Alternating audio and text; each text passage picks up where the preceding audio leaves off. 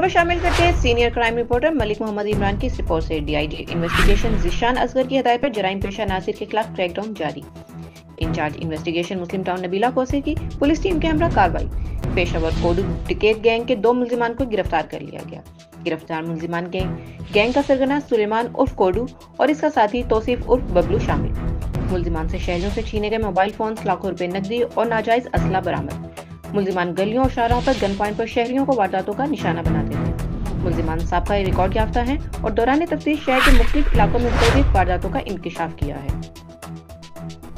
In charge investigation Nabila कोसे। गिरफ्तार मुल्जिमान का मजबूत चालान मुरतब करके करारवा की सजा दिलवाई जाएगी। SP investigation Iqbal town Mughees Ahmad Hashmi. जराइम पेशा नासिर के खिलाफ बिला इंतहा कार्रवाइयां जारी रहेंगी। DIG investigation Zeeshan Asghar. SSP investigation doctor Anuj Masood Chaudhary की तरफ से पुलिस टीम के लिए तारीफी असनाद का ऐलान।